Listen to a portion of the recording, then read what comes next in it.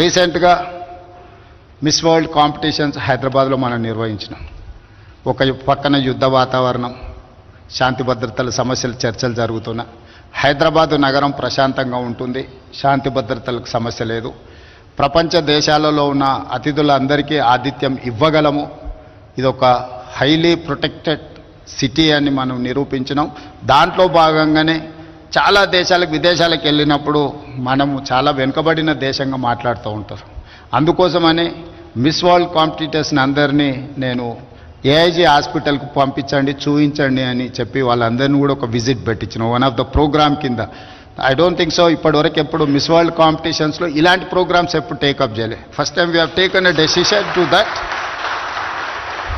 We wanted to show our strength, we wanted to show our quality of life, our quality of health.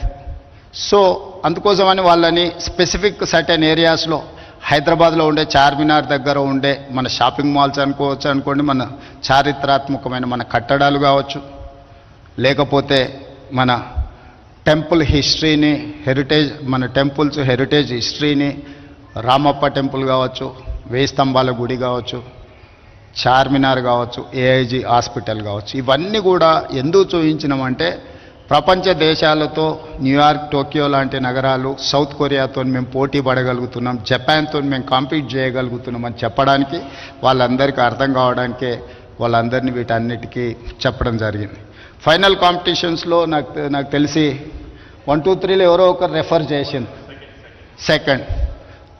Second winner she has quoted AIG గురించి. అక్కడ కాంపిటీషన్లో second వచ్చిన miss world 2 AIG గురించి ప్రస్తావించడం జరిగింది. ఖచ్చితంగా ఇది మన హైదరాబాద్ నగరానికే ఒక గౌరవం. ఈరోజు ఏఐజీ హాస్పిటల్ గౌరవం కాదని, తెలంగాణ రాష్ట్రంలో హైదరాబాద్లో ఇంత గొప్ప హాస్పిటల్ ఉన్నది అని గుర్తించడం, ప్రపంచ దేశాలందరికీ తెలిసేట్టుగా వాళ్ళు చెప్పడం వల్ల మన నగరం యొక్క ప్రతిష్ట పెరిగింది. అందుకే ఈరోజు రాష్ట్ర ప్రభుత్వం వైద్యం మీద ప్రత్యేకమైన శ్రద్ధ పెట్టి కార్పొరేట్ సెక్టర్లనే కాకుండా ప్రభుత్వ రంగంలో కూడా ఈ వైద్య సహాయాన్ని అందించాలని మోర్ దాన్ 100 years హిస్టరీ ఉన్న ఉస్మానియా హాస్పిటల్ ఇప్పుడు అక్కడ బిల్డింగ్ కానీ అక్కడ ఉన్న ఇన్ఫ్రాస్ట్రక్చర్ సమస్యలను ఎదుర్కొంటుంది అని చెప్పి గుర్తించి గోషా మహల్లో 30 ఎకరాలలో 2700 బెడ్స్తోని దాదాపుగా 3000 కోట్లతోని ఈరోజు నూతనంగా ఉస్మానియా హాస్పిటల్ని మనం నిర్మించుకోబోతున్నాం, పనులు ప్రారంభించినాం.